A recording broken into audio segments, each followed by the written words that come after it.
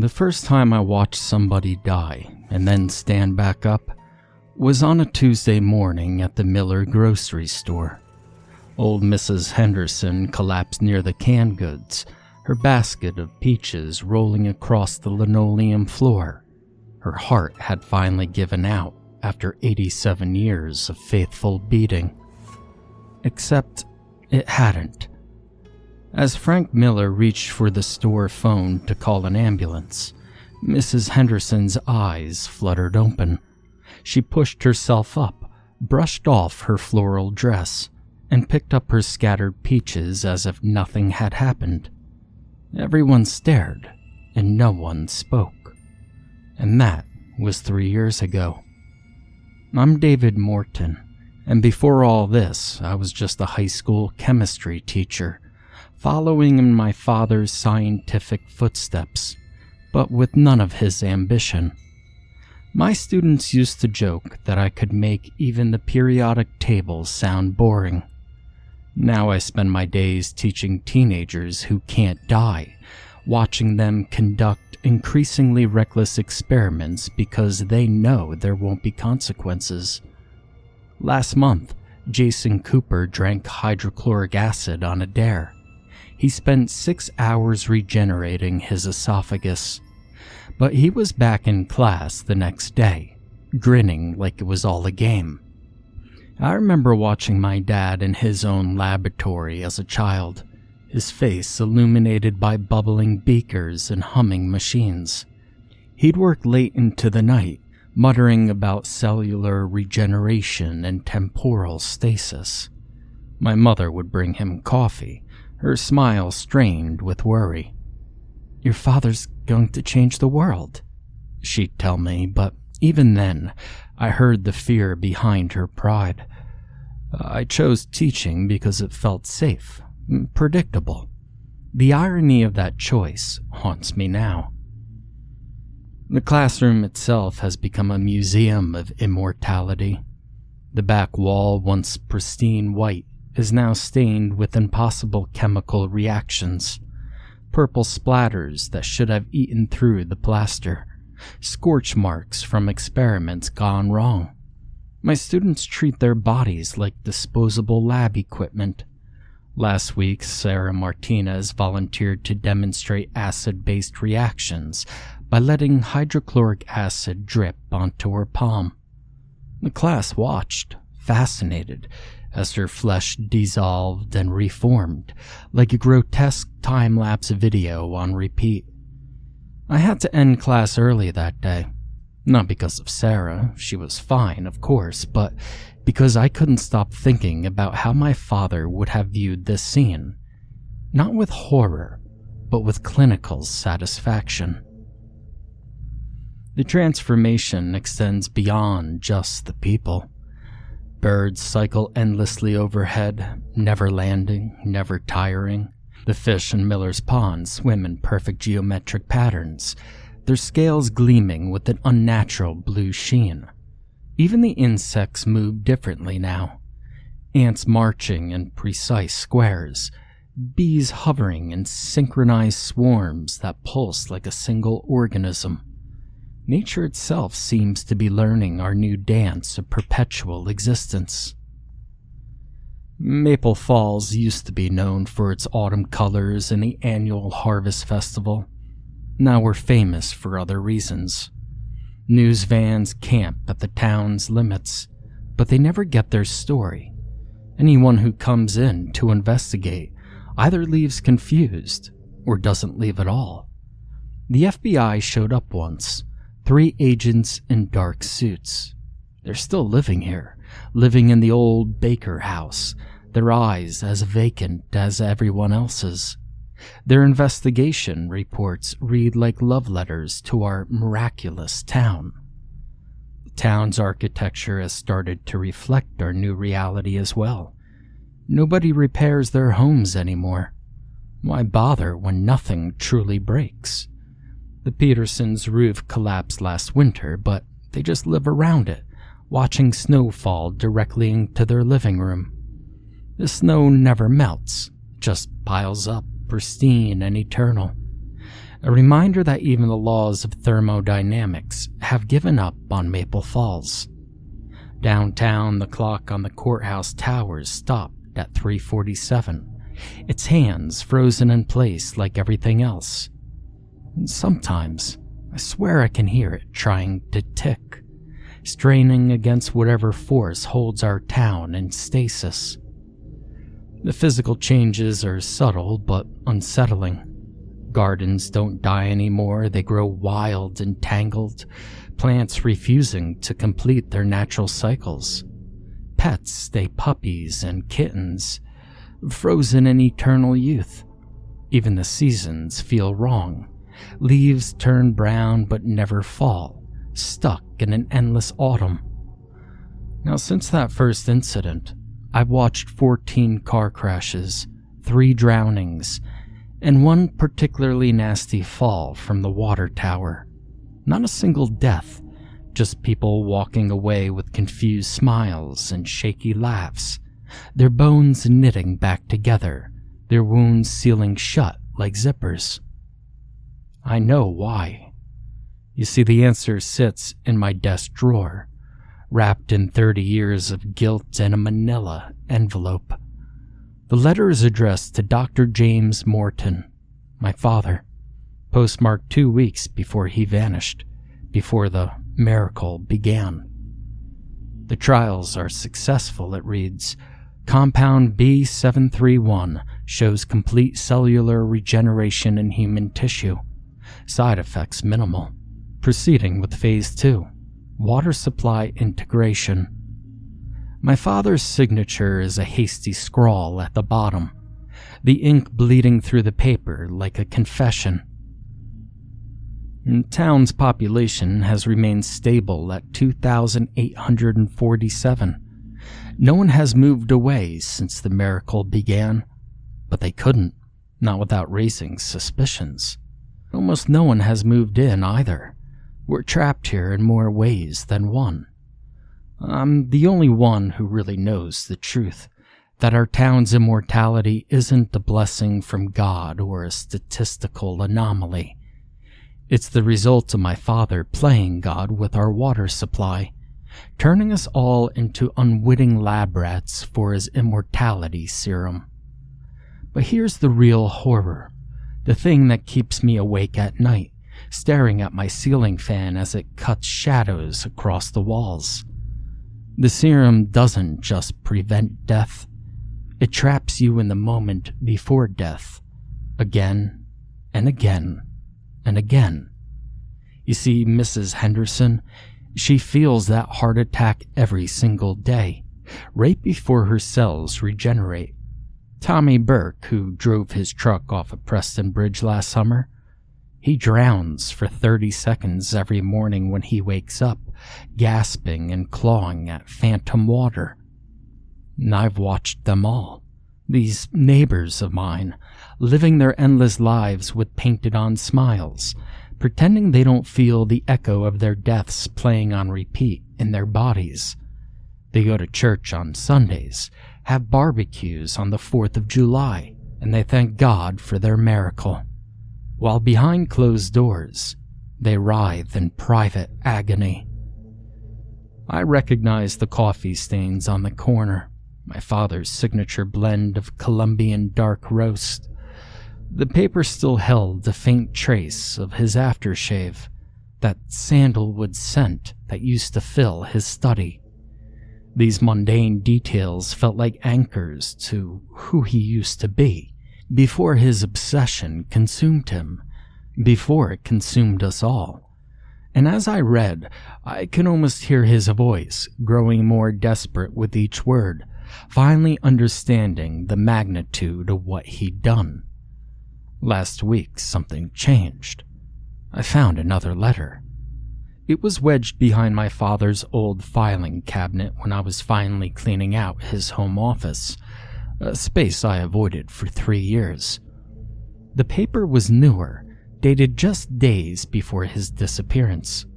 The handwriting was frantic, nearly illegible. Secondary effects emerging. Compound B-731 shows signs of neural network degradation after prolonged exposure. Subjects experiencing memory loss, personality shifts. Most concerning, evidence of shared consciousness events during near-death experiences. Must terminate program immediately. Protocol for water supply purification attached. Now my hands trembled as I read the purification protocol. All of this time, I had the means to end it, but I'd been too afraid to act. And now, knowing the full scope of what my father had done, what he tried to undo, the weight of my inaction crushed me like a physical thing. Yesterday, I visited the elementary school. The children were drawing during art class, but every single picture showed the same image, a vast blue web connecting stick figures together. I asked little Roberta Hayes about her drawing. She smiled with teeth that had fallen out and had regrown back 6 times. "It's us," she said, "all of us together in the bright blue place. Don't you go there too, Mr. Morton, when you sleep?" I didn't tell her that I'd started having the dreams too, despite my bottled water. Dreams of floating in an endless blue sea, surrounded by thousands of voices singing in perfect harmony. Dreams that felt less like dreams and more like a preview of what we were becoming. The first time I noticed the synchronization was at Darlene's diner. It was breakfast time, and every single person lifted their coffee cups at exactly the same moment, took identical sips, and set them down in perfect unison. The sound of dozens of coffee cups touching down on the tables at once was like a metronome marking time in a timeless world. When I asked the couple next to me if they'd noticed, they turned their heads in sync and gave me an identical puzzled looks. Even their blinks matched. Now the hive mind was subtle at first, shared gestures, coincidental phrases, but it grew bolder. At the town council meeting last month, Mayor Richards started to speak, and 3 other people finished his sentence. Not just the words, it was the exact tone, the same hand gestures, like copies of a person being printed in real time. The shared consciousness events explained the whispers I'd been hearing around town. People talking about strange dreams, about feeling connected during their moments of revival. Mrs. Henderson had mentioned seeing Tommy Burke's truck accident in her mind during her daily heart episodes. The Weber twins, who'd survived a house fire, both described experiencing each other's suffocation simultaneously. We weren't just immortal, we were becoming something else entirely. I started noticing more signs once I knew what to look for. The way people would sometimes speak in unison at town meetings. How children who never died yet would wake up screaming, describing accidents that had happened to adults across town. The vacant look in people's eyes growing longer, more frequent. Dr. Sue, the same Sue whose leukemia had vanished, started asking questions at the hospital. She noticed patterns in brain scans, identical neural activity across different patients during their episodes. She was getting too close to the truth. And then last Tuesday, she disappeared, just like my father. Now I found her notes in my mailbox the next morning, stuffed into an unmarked envelope. Her observations matched my father's exactly, but she'd gone further. She documented the progression, how the shared experiences were becoming more frequent, how the boundaries between individuals were starting to blur. "It's not immortality," she'd written. "It's assimilation. We're losing ourselves, becoming parts of a whole. Each death brings us closer together, erasing what makes us unique. and soon there won't be any individuals left, just one consciousness spread across thousands of bodies. Now I found myself hoarding bottled water in my basement, building a wall of plastic bottles like a fortress against the inevitable. But each time I went to the store, 2 towns over, fewer brands were available. Last week, the cashier mentioned that the FDA was investigating bottled water companies for quality control issues. I recognized the vacant look in her eyes. They were spreading beyond our town limits. The compound was getting into the wider water supply. Time was running out.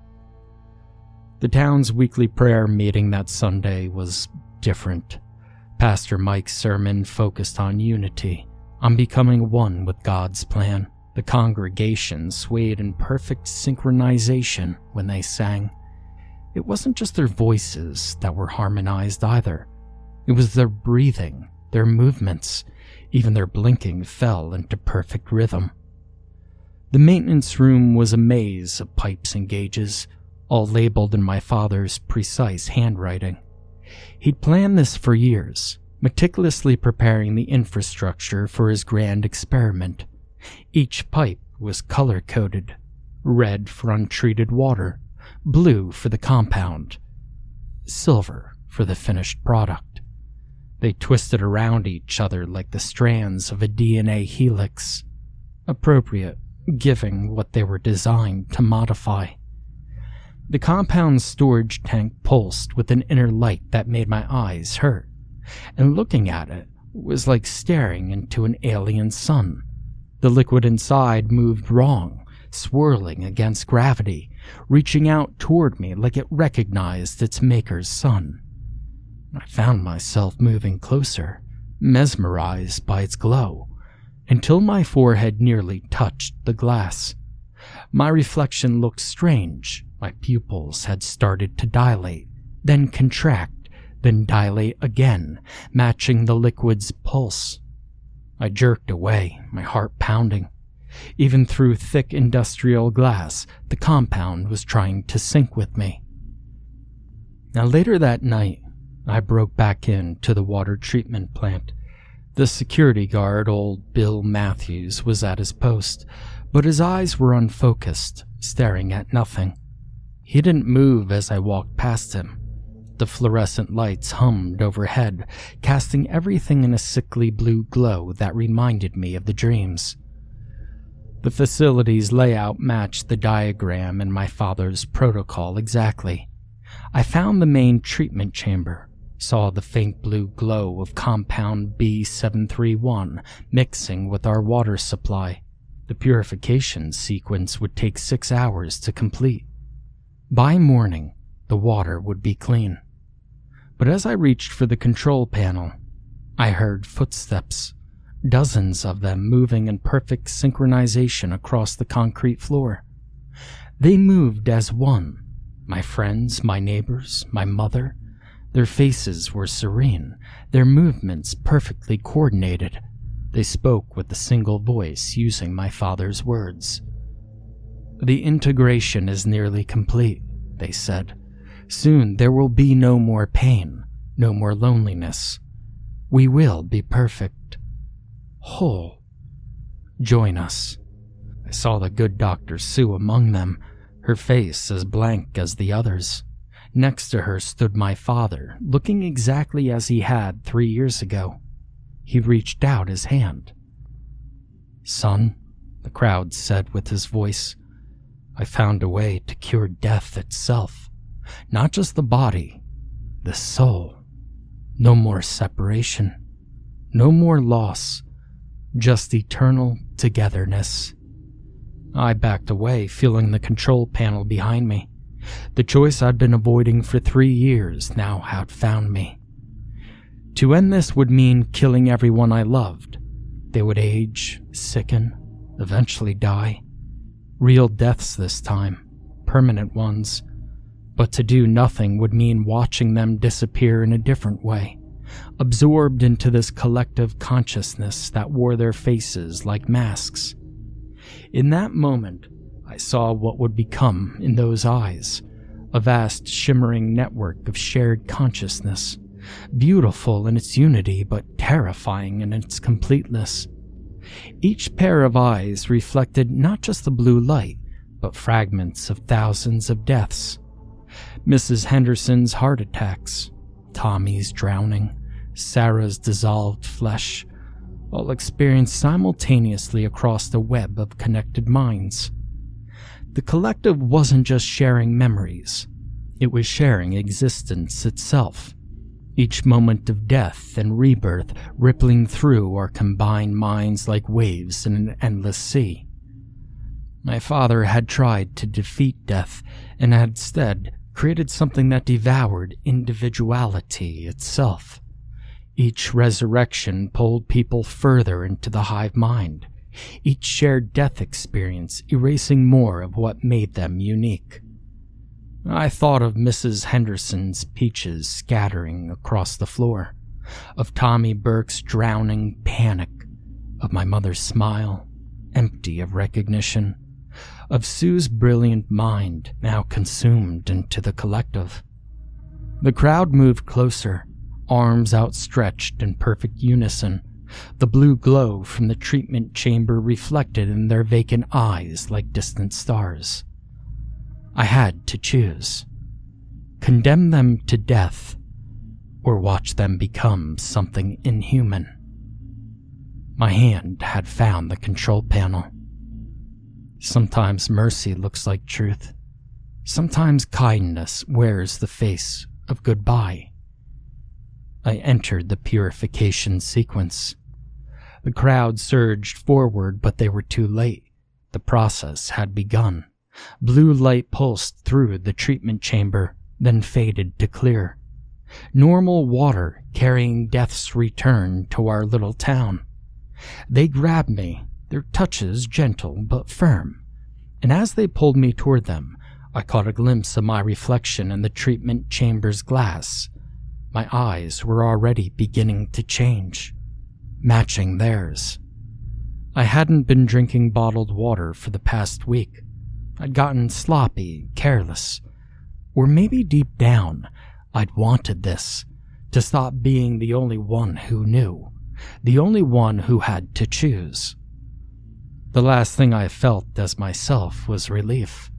Relief that I'd started the purification process, even as I felt my individuality dissolving into the collective.